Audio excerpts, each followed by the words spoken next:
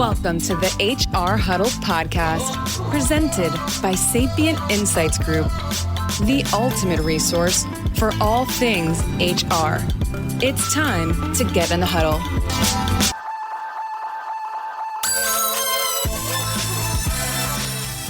Welcome to Spilling the Tea on HR Tech, where we focus on the hottest HR tech news everyone needs to know to be in the know. We break down the news of the week and help you make sense of what it means for our industry and how it can impact your organization.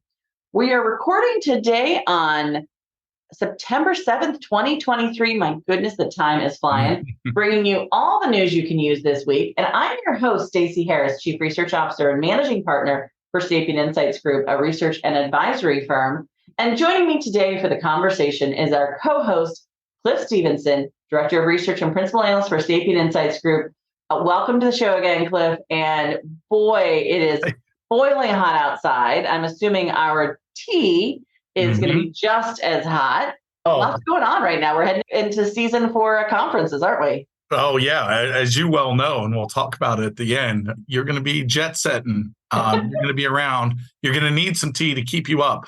And in the most traditional sense, right, or at least in the original slang sense of the tea, of these sort of like really gossipy, we're really getting into some stuff. We've got a great story, well, at least in terms of interest, right, about Deel and Papaya that we're going to talk about. We'll talk about first up in the intelligent workforce communication space. That may seem, maybe it's not as gossipy, but pretty interesting. But then we're going to talk about Amazon and some stuff that came out of there, and they're talking about their return to work policies from home. We're going to bring in some stories because I love thinking about the global market. I know we love talking about that. So story out of Malaysia, but I think it has some good lessons for all of us. A story that was written about how technology can help with burnout that I think is going to end up being a running thread throughout. And then we have some really insider knowledge from an article that you wrote for HR Executive that I know that I sort of surprised you with in the green room before the show, but I was hoping you could give even a little more insight to our listeners. So they're special. They get brought in. They get to know even more than what is written out there. Does that sound good to you? It sounds great. It's always interesting when you run through the list of things and topics. At the bottom of it, you're like, where's that article from? Looks, it's your own. No, yes, I'm happy to do it. I almost wrote a summary of it. I was like, hey, I mean, it could use a summary. There was a lot of meandering in some of it. No. But I think we want to start off today with the conversation. Just let everybody know, because I know normally we end up telling people where we'll be at, but it's probably important to let people know today earlier on where we'll be at, because some people might want to catch up with us at some of the upcoming events. And this way they can kind of maybe plan around some of that. I know you're going to be at a couple events upcoming. So next week, where will you be at? You're going to be out in Utah, right? I will. I'll be at OC Tanner's event in Utah. Now, for those of you listening to it, I may have already been there by the time this drops. Now, what we're going to start doing is you will see a little recap of some of this on whichever feed you get it through, whether it might be through LinkedIn or Twitter/X, whatever's your preference. I'll put in a little summary. So that way you're getting the sort of breaking news and interest and who we're talking about ahead of time. So it's sort of a prep. So you may be one of the first people listening to this, yes, you listener, right now, who saw that and was like, oh, okay, that's interesting. So we'll put that in there. And then, of course, I'll be at HR Tech. Now, how about you, Stacey? You've got a big one. Yeah, no, and it's a good call out because one of the things that we're trying to balance is trying to get these recorded and get them done in a time and get them then loaded out. And we've got balancing that with other people on our team and how much time they have. So we're hoping this might help us get the news out a little faster, but still give time for everyone to take a breather and not be burned out with workloads, as we're going to talk a little bit about. But yeah, no, again, as you said, in the next couple of weeks, by the time people listen, we might be through this, but not all of them. So next week, I'm going to be at ADP's analyst event, their innovations event. That's in New York. I'm always excited about going to that because we get to see what ADP is doing both on the services side and on the practices side. And I think this will be an interesting year with the new CEO and some of the new things that are going on over there. I'm also going to be at Checkers, a CAB event, a customer advisory board they're having there. We're going to be talking a little bit about how recruiting is the beginning and end in some cases of the strategic conversation for HR and how organizations have to think about it and its value inside of the HR strategy. And then the week after that, I'm going to be in Las Vegas again at Oracle Cloud World. So if anybody's going to be there at Oracle Cloud World, drop me a line. I think we'll have some friends there who will be joining with me. Joe Almidavo, who's handles our finance research area. He'll be there with me at that event. And then the week after that, we have a client event. So the week after that, we have a Workday Rising. Sorry, I missed a week. The week of the 25th, I'll be at Workday Rising. That's going to be in San Francisco. I'll be doing a skills workshop there at the beginning of the event. And then I have another session that I'll be delivering there. So looking forward to meeting a lot of people who I know we want to talk about at Workday Rising. It's the week after that. I have another client event where we'll be out of town. We're still working on dates and times and locations for that. And then we start HR Technology Conference at Las Vegas again at the Mandalay Bay. I know we're hearing numbers like maybe 10,000. I don't know, but numbers are looking pretty good, I think, for the HR Tech Conference this year. And so you and I will both be doing a workshop at the beginning of that event. So if you haven't signed up for all your registrations, all your courses on Monday afternoon, 1 to 4 o'clock, there's a workshop that will be done. It's a great way to start off the week, networking, getting to know people, getting a chance to talk to people, and talking about your HR system strategy and the kind of things you're going to want to look at throughout the rest of the week. And then also, I've got the keynote, obviously, on Friday the 13th. Maybe we'll have some Friday the 13th screens. We'll see. I don't know. I'm working on that with the designers right now. But that will be a session you don't want to miss. We'll be sharing all the key findings coming out of this year's annual report. And it doesn't end there. I flip right around and head to Palm Springs, and you will be too. We're going to be over at iSolved event. I've got a keynote conversation over there as well, right? Yep, iSolved Connect and beautiful, Palm Desert, California. And then I think I'm going home. So it is literally 6 weeks. So and I know all the rest of my friends out on the road are probably just as busy. But if anybody's looking to catch up with us, those are all the places that we'll be over the next couple of weeks. Yeah. And you mentioned San Francisco for Rising. That's a great segue because Deel, a San Francisco-based HR company, they're a startup. They made serious waves by saying earlier this week that they were interested in acquiring Papaya Global, who's been around much longer. Now, why was this interesting? Well, it's interesting anytime you hear that kind of money thrown around, especially on the acquisition side. But neither group seemed to be all that interested. That article on Business Insider, neither Deel commented nor Papaya Global. Well, actually, they did comment. They said, we're not interested and we're not for sale. And then just yesterday, so September 6th, you can find it on LinkedIn, the CEO for Papaya made a very scathing statement. So as to not get into any trouble, what I'll do is I'll just read it directly. So I don't want to misquote anyone, but it's definitely, if you've got your eating popcorn gifts ready to go, enjoy this from the CEO of Papaya Global. She said, please don't leave bad marks on our industry deal. Papaya will never be associated with companies who do not respect compliance. Compliance, the heart of everything we do at Papaya Global. And so a little bit of shade thrown on that. She's referencing a deal having been caught up in working with some companies that are under FTC scrutiny. In fact, had been shut down. Sort of guilty by association. We don't sort of allegedly, we're not saying anything, but pretty interesting, true sort of tea being spilled here. But the one thing there's a lot of things that stand out, but what's interesting because we talk a lot about the importance of the companies you work with, not just in terms of how well they can work with you and get you what you need, but also your brand and reputation. This comes up. This is not the first HR company to come under scrutiny for who they worked with or their internal practices. So it's just another consideration when you're out there, you're in the buying market, doing your research, not just on the features of the product, but also who are they? Do you like the people that are there? Do you think they're trustworthy? Brand and reputation are important, and who you're associated with sometimes matters and can affect your employees too. That's my sort of 2 cents on it. Stacey, I don't know if you want to add to that or distance yourself from it.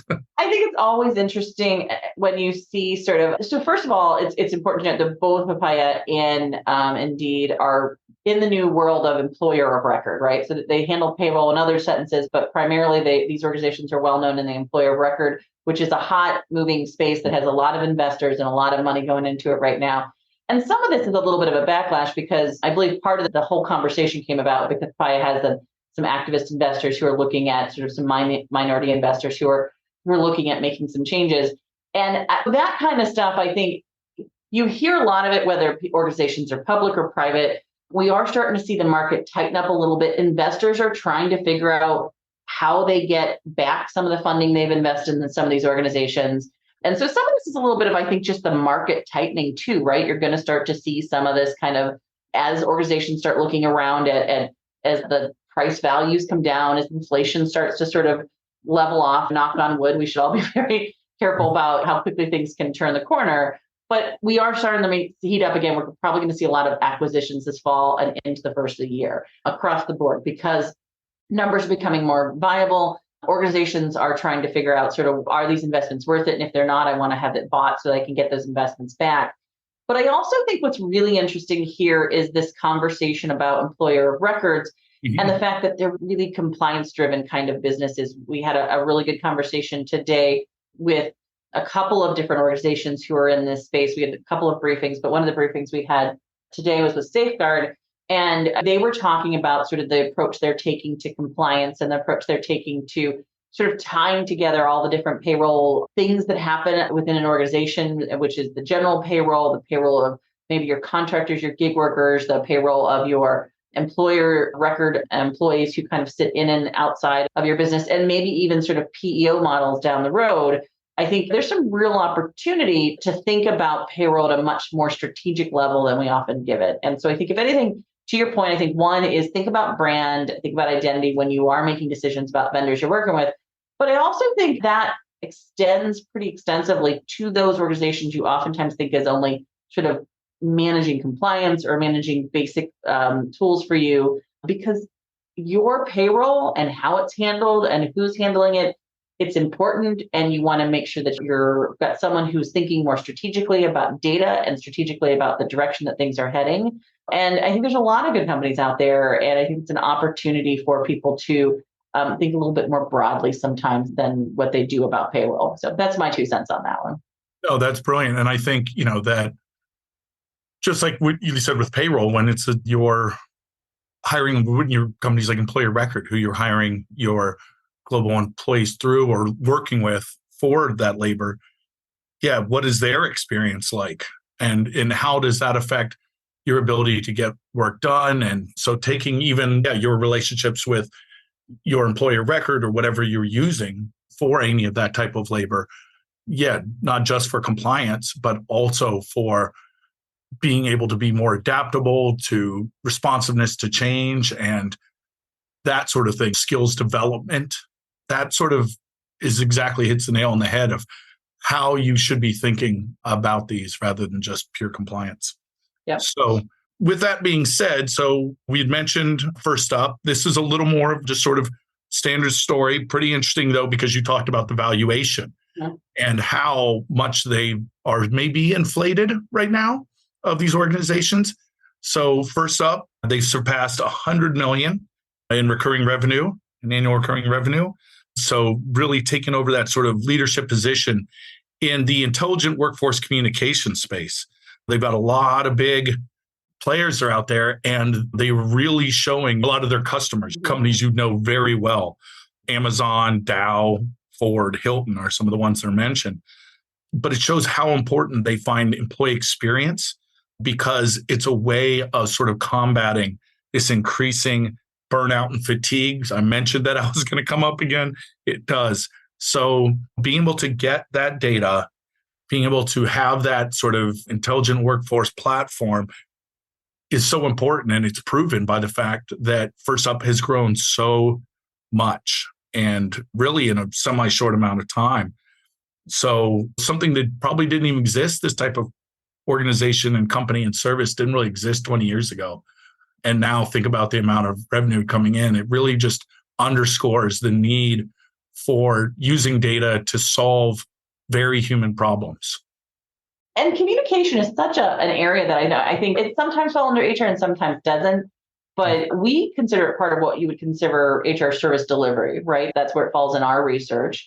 And you and I were looking at the user experience vendor stat numbers for HR service delivery last night, and we won't give away any secrets. You guys will have to come to the show in a few months to get the final numbers. But it's interesting how that market has changed over the last several years. It went from kind of more of a help desk workflow conversation to employee and service and manager self-service to much more now. We're seeing a big focus on the communication, the portal technologies, the tools that manage how employees get their sort of data and information from the HR function, right? So it's an interesting dynamic that we've seen change in this market of just, I need help, to starting to push and manage that communications in a way that makes it more effective, a little bit more like a marketing campaign, right? So that there's so much noise in the space that employees really need to not just be sent 100 emails or know the 1-800-HR number anymore, right? Like those don't quite do it if you really want people to take action. You really need to have something that I think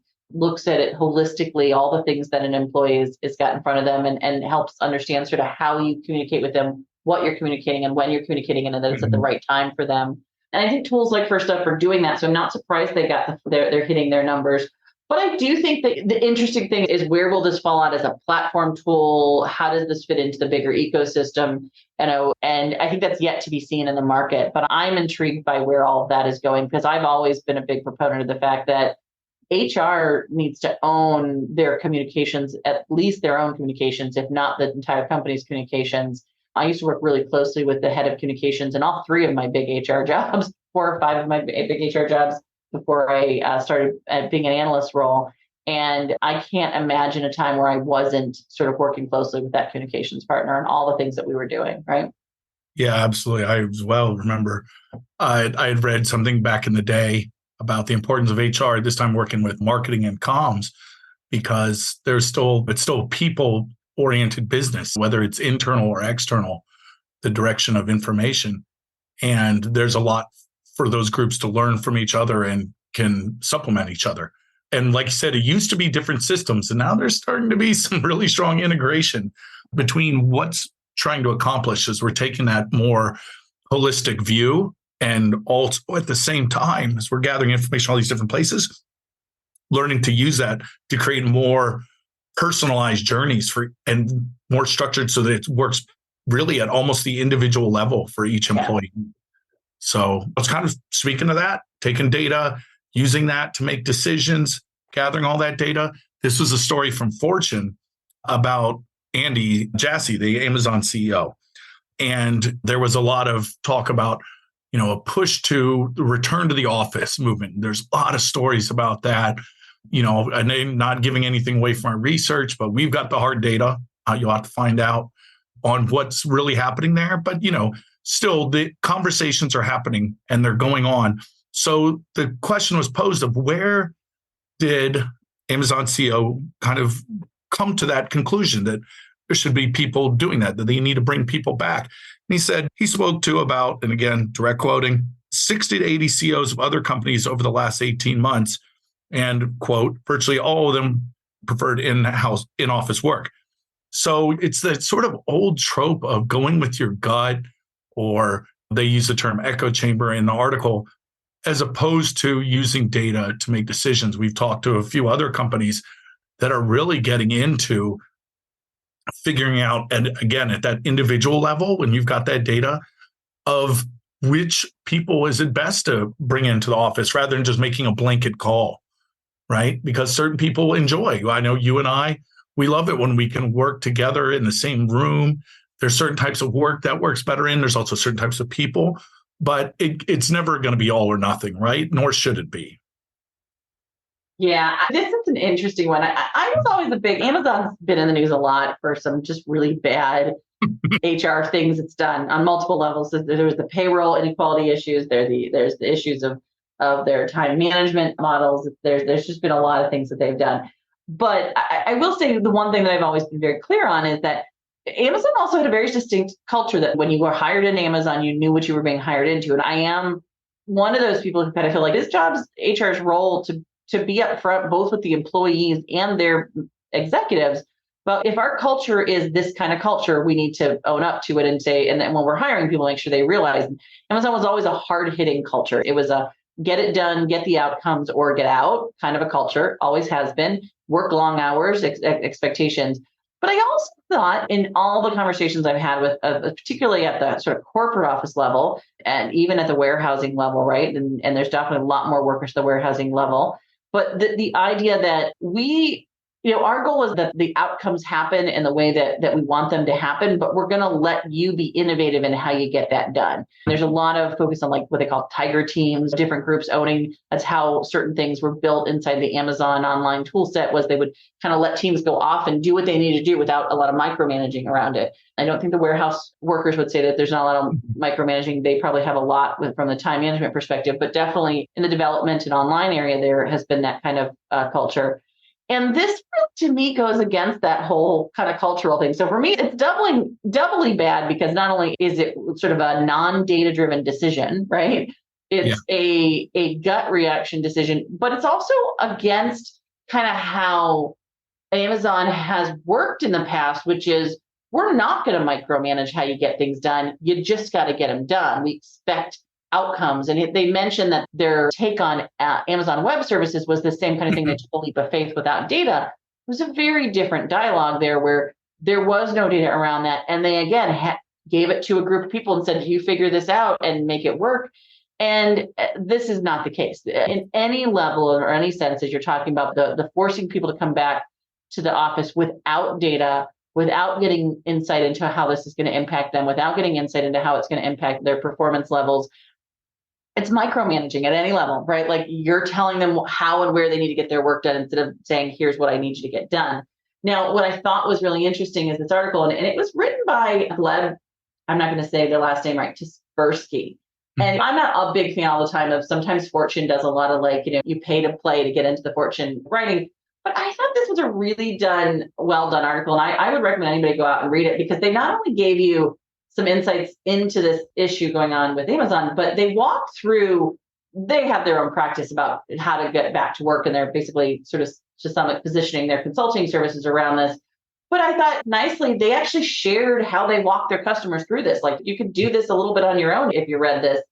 And I thought there was a really great case study they put in here about how another large organization did this in a different way, in which they basically went around the process of getting the data, figuring out where the work made the most sense, talking to their employees about it. They did bring people back in, but it was because all the employees and the data showed that new engineers in an environment worked better when they were all together in an environment, right? And they needed to allow more flexibility for the senior engineers because their work actually dropped when they were back in the office because they were doing more coaching and mentoring inside the office, which was great. If you had certain things you wanted to get, it was better to get done or get completed. It might be better to do that outside in the work environment.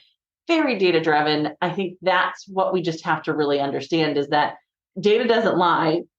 Data can tell you a lot of different things. You can blend it, move it in different directions. But if you're an organization that's making database decisions about any business level, there's no reason not to make data-driven decisions about your HR and your professionals. And I think these companies who are forcing employees back without the data behind it are going to end up regretting it over time.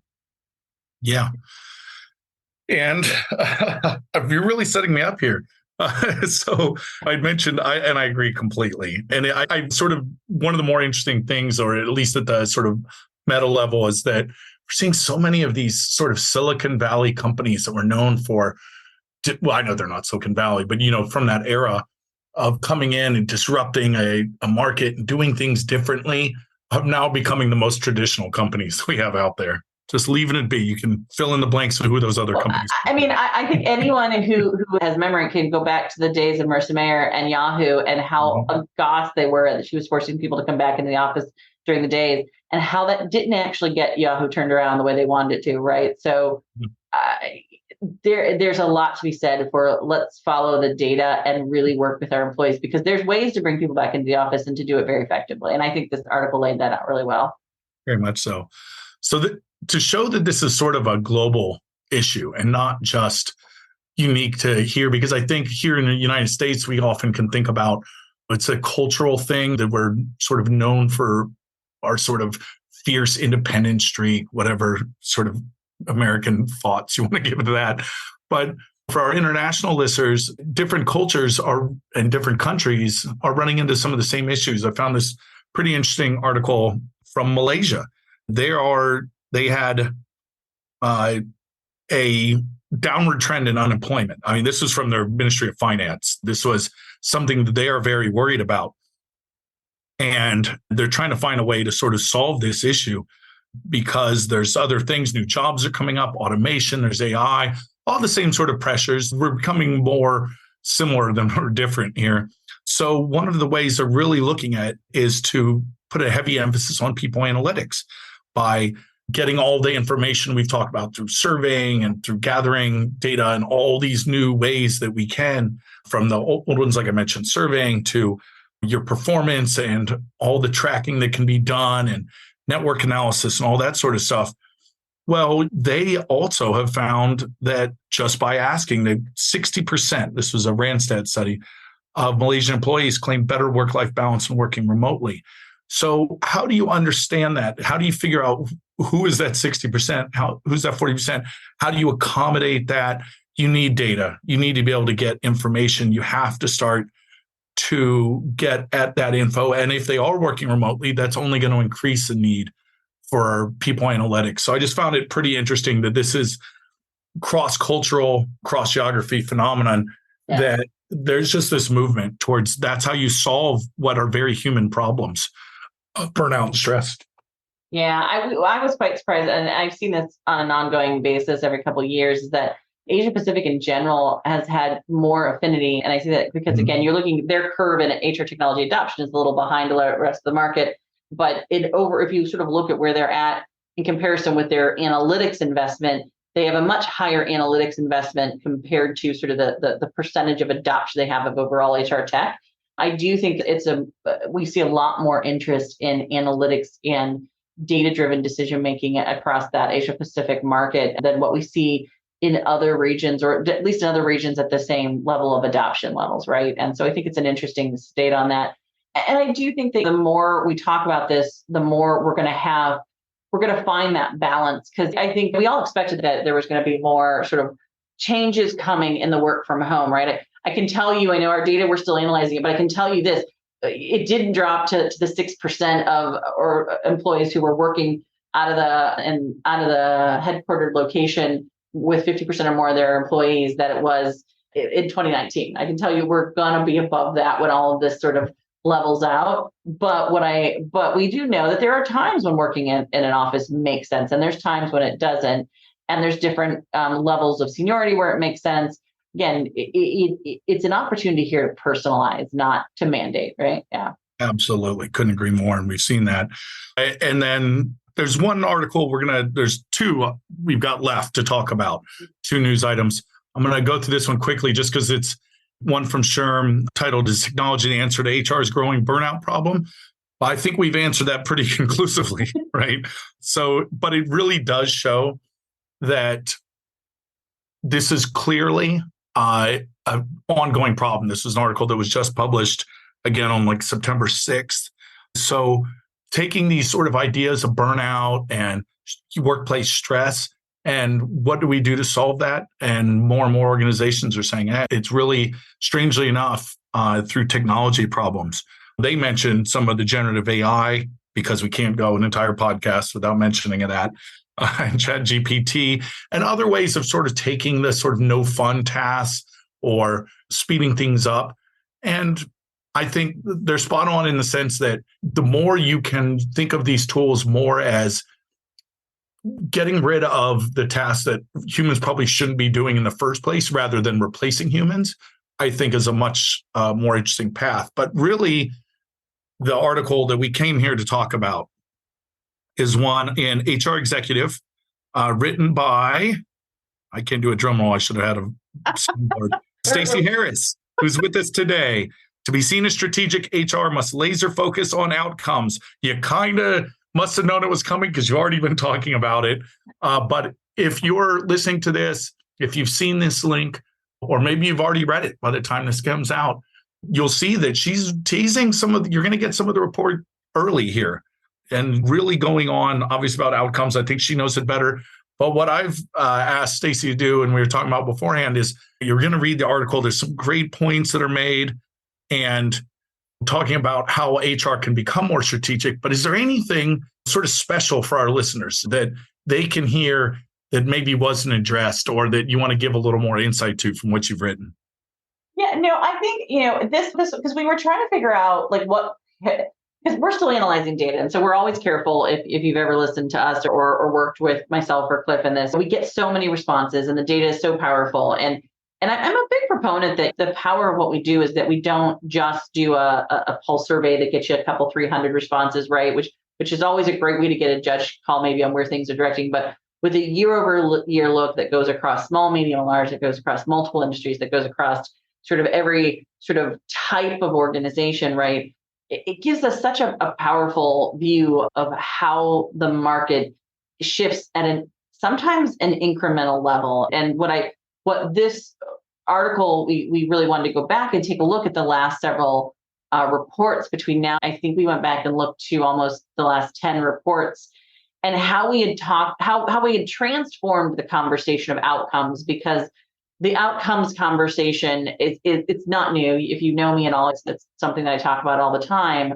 But I do think that how we've talked about it has changed. And so we did talk a little bit about how we talked about sort of financial outcomes, and then how just having HR technology initially gave you all the outcomes you needed because it gave you automation, and how you went into this historical conversation about the fact that eventually just having technology, if you didn't have it, now you were behind. It wasn't having it that made you ahead, right?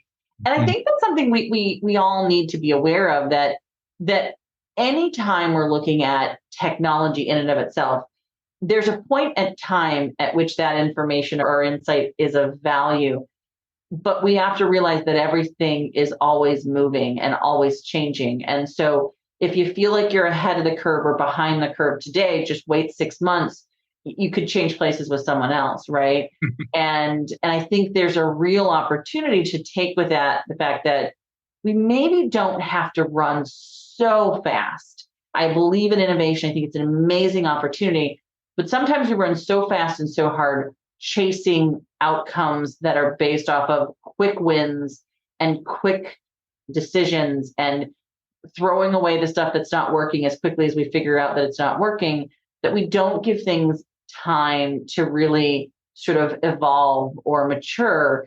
And sometimes I think if you look at our data, is that the stuff that's given a little bit of breathing room, that's given time to evolve and mature, ends up being the long-standing stuff, the things that really make an impact to businesses. And a really good example is this conversation around absenteeism and time management.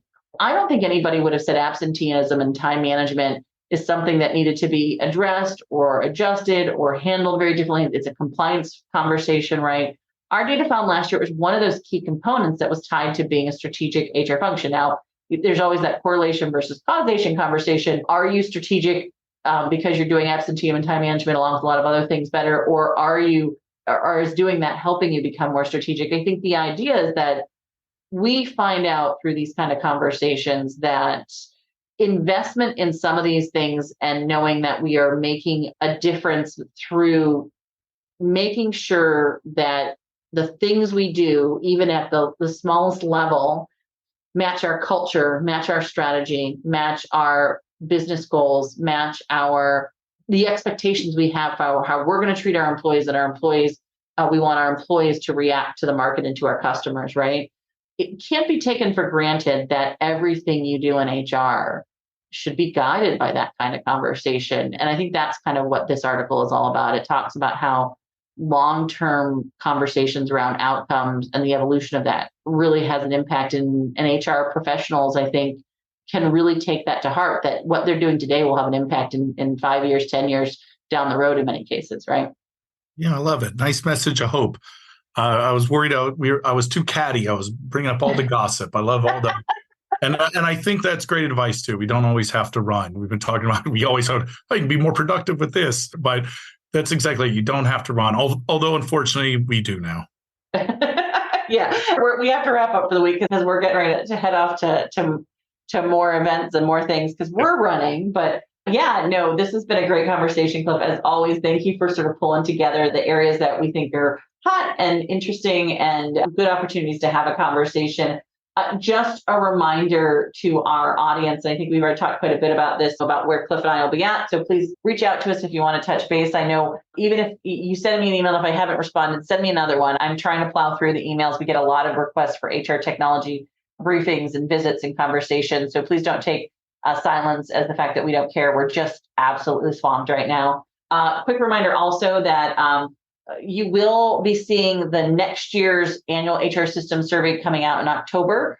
If you're interested in making sure that you're on the list for when that comes out, please make sure your name is added on our website. If you're interested in seeing this year's report, you can go to our website and find that so that you can get a little bit of a upfront view of what you're probably going to see next year if you haven't seen that, as well as our new SMB paper, which is out that Cliff did and was released earlier this summer.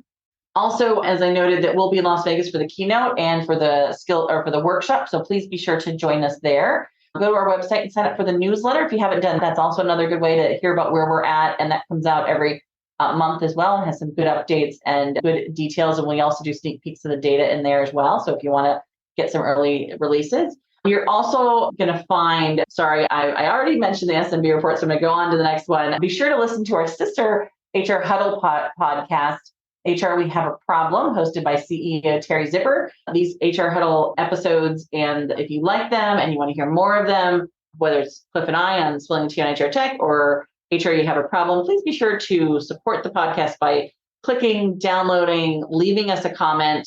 It really makes a difference with all the algorithms. We're learning about this stuff every day. Stay up to date on immediate breaking HR tech news at all the events that we're going to be at. Be sure to follow us at Sapient Insights on LinkedIn or Twitter. You can also follow myself at Stacey Harris HR. I'll be both tweeting and I'm going to try Threads this year. So we'll see how that works, as well as trying to keep updates on LinkedIn. I've got to figure out what's the right social platforms these days, Cliff.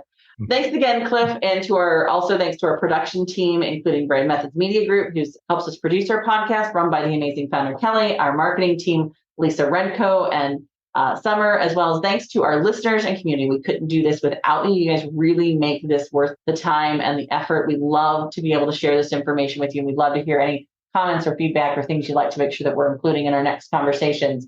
And that's it for this episode of Spill the Tea on HR Tech. We hope it's been just the brew you needed to start the engines running this week. And we'll be back in 2 weeks with some additional hot tea. Thanks, everyone. Bye.